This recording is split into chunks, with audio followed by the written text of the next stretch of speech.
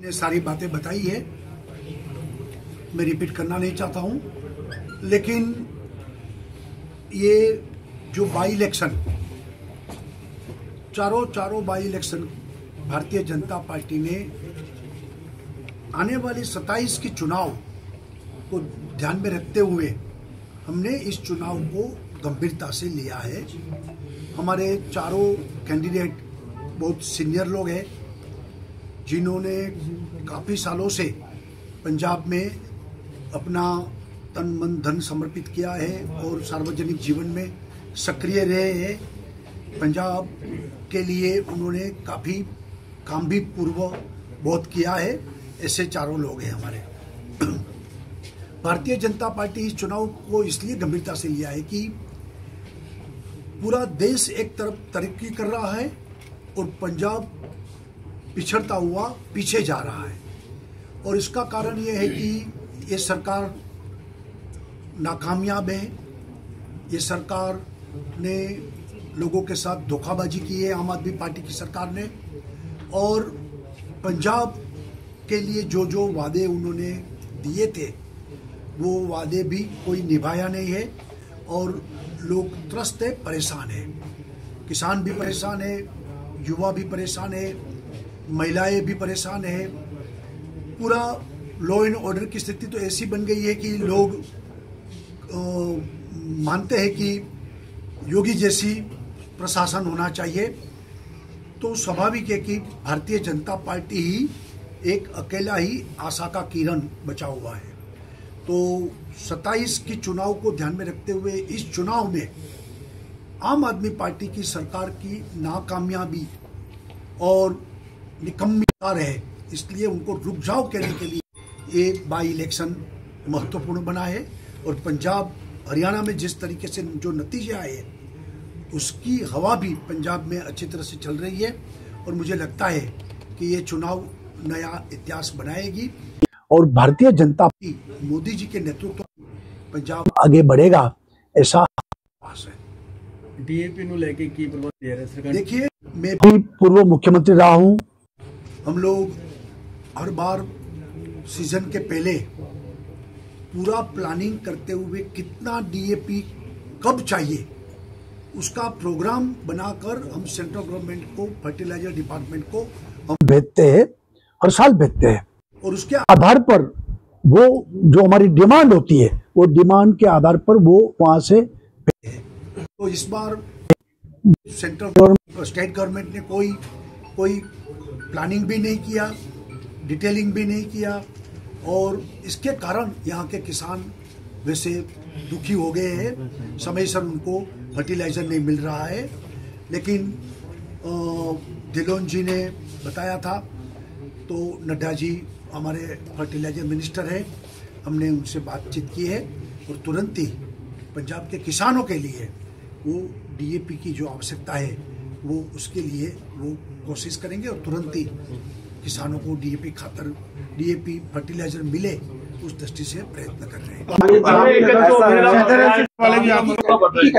दान का मसला बड़ा इशू बना हुआ है पंजाब में, मंडियों में खुल रहे हैं, केंद्र पर पंजाब सरकार पर उठाए जा रहे हैं। आप कैसा लगता है कि है और स्टेट गवर्नमेंट को आदत ही बन गई है कि हर बात वो सेंटर पर छोड़ते हैं। मैंने उस वक्त लास्ट में जब मेरा दौरा हुआ था तब मैंने बताया था कि मुख्यमंत्री के नाते मैंने भी 5 साल काम किया है कि जो एमएसपी पर खरीदी करनी है उसका पैसा ही सिर्फ सेंट्रल भेजती है। और अभी तक सेंट्रल ने 22,000 करोड़ रुपया, नहीं 42,000 टोटल, 22,000 तो दे दिया। 55 लाख किसानों को पैसा मिल भी गया है। और दूसरा कि किसानों की जो उपज होती है, यानी कि जो खाद किसान जो पकाते हैं वो यहाँ उनको ही खरीदी करनी है। स्टेट गवर्नमेंट खरीदी करती है एमएसपी पर, उनकी व्यवस्था वो करती है, गोडाउन की व्यवस्था वो करती है, सारी व्यवस्था स्टेट गवर्नमेंट को ही करनी पड़ती है और अभी वो ही कर रही है। लेकिन वो भी पहले से प्लानिंग नहीं किया। मैंने जब धिलोन जी ने बताया कि सिर्फ एडवर्टाइजमेंट होल्डिंग्स और पैसा उसमें ही खर्चा करना, रियल में सरकार काम नहीं कर रही है, सरकार ये नाकामयाब है।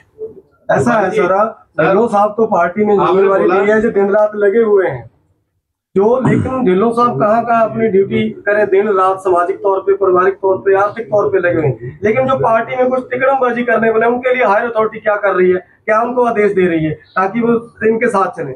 नहीं, जो पार्टी के 2 दिन पहले 2-3 तो शामिल ही हो गए, लेकिन जो कुछ भी उसके लिए कोई हायर अथॉरिटी नहीं, पार्टी गंभीरता से काम कर रही है और जो लोग पार्टी में ठीक से काम नहीं करेंगे पार्टी निकाल देंगी उससे। बताइए, आपने बोला चाहते हैं भी योगी जैसा राज होना चाहिए, क्या वैसी कोई चुनावी सभा यहाँ पे आयोजित होगी? नहीं, अभी बाई इलेक्शन में तो लोग हमारे बड़े नेता नहीं आते, हमारी जो बी टीम होती है वो लोग यहाँ आएंगे, क्योंकि महाराष्ट्र और झारखंड में भी अभी जनरल चुनाव चल रहा है और 20 तारीख को वहाँ भी वोटिंग होगा। तो वैसे योगी जी और मोदी जी नहीं आने वाले हैं इस चुनाव के नतीजे में। ਪੰਜਾਬ ਦੇ ਅਧਿਕਾਰੀਆਂ ਨੂੰ IAS IPS ਅਧਿਕਾਰੀਆਂ ਨੂੰ ਡਾਇਰੈਕਟੋਰੇਟ ਲੈਵਲ ਦੇ ਅਧਿਕਾਰੀਆਂ ਨੂੰ ਅਗਰ ਕੇਜਰੀਵਾਲ ਵੱਲੋਂ ਦਿੱਲੀ ਬੁਲਾ ਕੇ ਮੀਟਿੰਗਾਂ ਕੀਤੀਆਂ ਕਿ ਉਹਨੂੰ नहीं, वही तकलीफ वही है कि सरकार कौन चला रहा है, ये पंजाब की जनता भी पूछना चाहती है, क्योंकि कोई बता रहे हैं कि केजरीवाल ही चला रहे हैं, सिर्फ मान रबर स्टैंप है, कोई कह रहा है कि वो चड्ढा चला रहा है, मान रबर स्टैंप है। तो इसके कारण ही ये सारा बिगड़ गया है, पंजाब का स्वाभिमान भी टूट गया है ये आम आदमी पार्टी और केजरीवाल के कारण। और केजरीवाल ही पूरा पार्टी और पूरा पॉलिटिक्स ये पंजाब के संसाधनों के आधार पर ही पूरे देश में काम कर रही है। सेलर एसोसिएशन वाले आपसे मिल के गए हैं, उनके लिए आपने क्या? मैंने उनसे बात किया है, और जो अभी राइस मिलरों पर इंस्पेक्शन जो कर रहे हैं, मैंने प्रहलाद जोशी से भी बात की है, हमारे मिनिस्टर से, तो तुरंत ही बताया है कि ये स्टॉप हो जाना चाहिए। कोई इंस्पेक्शन की अब 3-4 बार हो गया है इंस्पेक्शन, बार बार करने की कोई आवश्यकता नहीं है और अभी तुरंत ही स्टॉप कर देना चाहिए। और उन्होंने बताया कि मैं अभी तुरंत ही सूचना दे रहा हूँ, प्रहलाद जोशी कर रहे हैं। सर, कनाडा में जो हमला हुआ है मंदिर पर, सरकार ने उस पर अभी तक केंद्र सरकार ने स्टैंड क्या लिया? नहीं, वो दिया, मोदी जी ने खुद रिएक्शन दिया है, कनाडा सरकार को बताया है कि आप उसमें तुरंत ही इनिशिएटिव ले, कड़क से कड़क सख्त कार्रवाई के, और इंटरनेशनल हमारे जो रिलेशन है उस पर आधारित उन्होंने, मोदी जी ने बयान दिया है कल। सर, अब ट्रंप राष्ट्रपति बन गए हैं, इससे आप मुस्कुरा रहे हैं? मुझे नहीं, वो क्या भारत के रिश्तों पे क्या असर?